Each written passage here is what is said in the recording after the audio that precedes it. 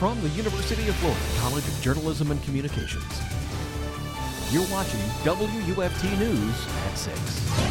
A Gainesville-based fostering agency is taking a look at how they're doing as they approach the halfway mark of the fiscal year. That's our top story this evening. It's Wednesday, February 4th. I'm Nicole Acevedo. And I'm Taylor Nunez. Thanks for joining us.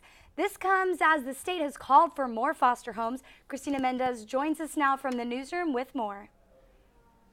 I've spoken to officials with the Partnership for Strong Families about their progress so far, and they say they're doing well. I've also spent time with a foster family who understands the need for families who care enough to help. The number of foster homes required by DCF each year drives Partnership for Strong Families to meet their goal. This year, it's 30 new homes.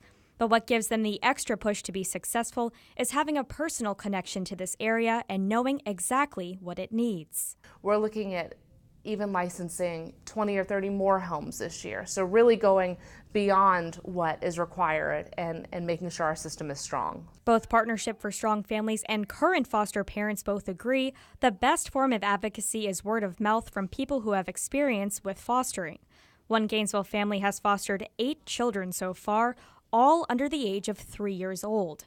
Although each foster case may be different and often challenging, there is no face to fostering. Just ordinary people who have this calling can, one person at a time, change this community and this country and just love on families who are hurting and broken. In some cases, foster children are first dropped off at their foster home with a garbage bag filled with their clothes, as you can see here. The hope is in a few weeks or months that the child is able to leave with something that they can call their own, like this suitcase here filled with clothes and toys.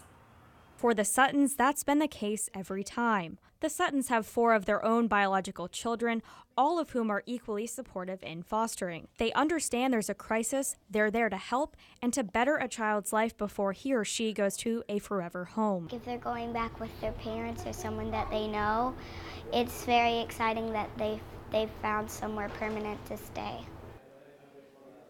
Alachua County is struggling to find homes for teenagers and siblings, but foster agencies around Florida are working to educate potential foster families about the benefits for taking these 2 groups into their homes. Reporting live from the newsroom, Christina Mendez, WUFT News. Thank you, Christina.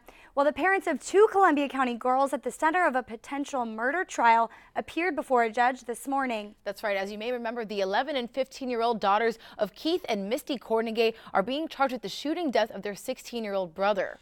Rochelle Aline was at the courthouse today and joins us now in the studio. Now, Rochelle, what was the outcome of today's hearing? Well, ladies, the state attorney has yet to reveal that information, but what we do know now was that this was a custody hearing as the state determines whether or not the Cornegays will get to keep their kids. And we also know the oldest 2 girls are in police custody. The youngest girl is now a ward of the state. I spoke with DCF officials today about how the case is progressing. 2 bouquets of flowers.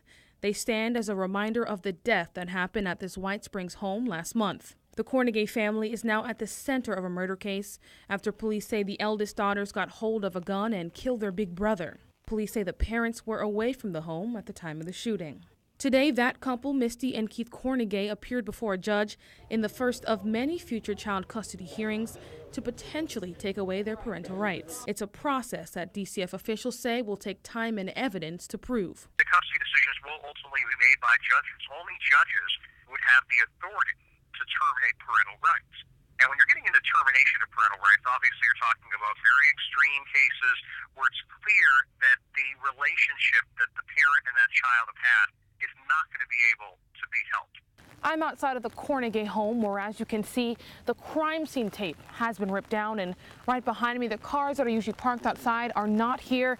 For now, it appears that Misty and Keith Cornegay, the parents of those 2 young girls accused of shooting and killing their older brother, are not home. They bonded out of jail early yesterday. The DCF is currently wading through the lengthy police report on this case, and it details years of alleged abuse against the children in that home at the hands of the parents and other relatives. Certainly, we have major concerns regarding what happens to the children in that home. What we don't want to do is, for the best interest of these children, what we don't want to do is to betray their confidentiality at this point. Now, those two young girls will appear before a Columbia County judge tomorrow. They are initially facing murder charges, but given the apparent abuse in the home, the state attorney may also choose to drop those charges. Thank you, Rochelle. Well, an area of disturbed weather is moving across North Florida today, and well, we all felt those effects. That's right. UF forecaster Tony Sadiku is in the Weather Center now tracking these showers. Tony, will these showers continue into the evening?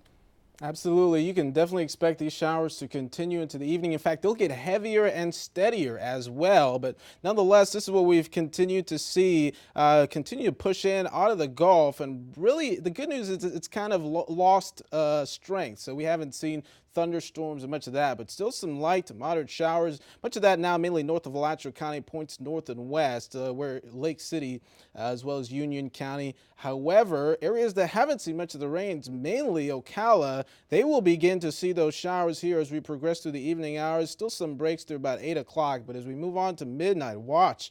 Very widespread activity will begin and continue through much of the evening and then taper off by morning. However, by the time you're heading out the door, the commute could be a little wet and the cloudy skies will continue. And then we will see gradual clearing of the skies, but cooler weather will return.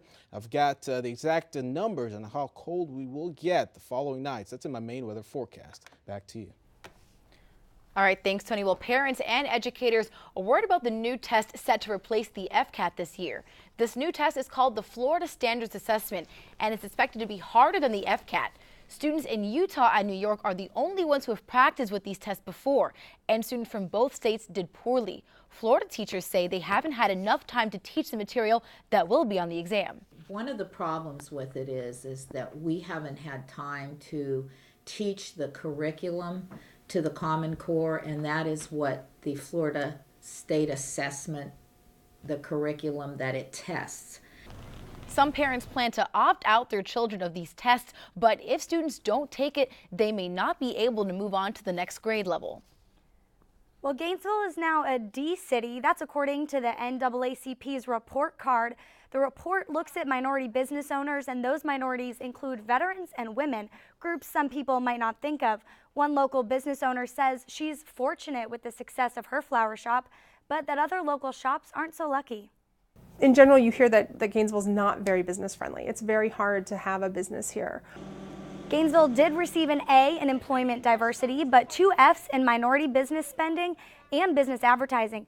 Economists say even though Gainesville is not friendly to new businesses, its services are important for the community. Well, it's a vested interest in canine officers. Police dogs in Miami, Florida are now getting new uniforms so they can serve and be protected.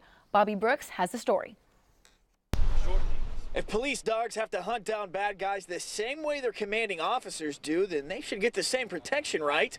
Well, at the Miami PD, they now do. We can now put bulletproof vests on our canine partners in order to protect them. The vests are bulletproof, stab-proof, lightweight, and form-fitting. Because when these dogs go after the suspects for the takedown, they can't be weighed down by anything. Hopefully not, but if he ever gets into that situation where somebody tries to use a weapon against him, you know, hopefully the vest will do its job. Meet canine officer Mark Redondo and his dog Red. He's so happy about the vest, suspects have already tried to hurt Red. Hitting him and kicking him and punching him and whatnot. That's why he wants to give a big shout out to Pet Armor, the company who donated all the money to buy each dog in the department one of these, and at $950 a pop, they weren't cheap. Thanks to the company, everybody that's donated money to them, and it's just awesome that they're doing this for us. He can't reiterate enough how important this is. He says Red was trained in the French language and will listen to every command he tells him. Couche. Dabu. Redondo says if anyone needs a vest, it's Red, because he will not stop until he's told to. He doesn't quit. He has that no give up attitude, and he won't stop until I tell him to, and you know, he does his job very well and he loves it. And usually police dogs serve on the force for about 6 to 8 years. WUFT News at 6 is just getting started. Coming up, a deadly train wreck in New York is not the first of a string of such incidents. We'll tell you more about that coming up. Plus, a Taiwanese plane crashed into a river just after taking off this morning. Wait until you see this video from the crash after the break. We'll be right back.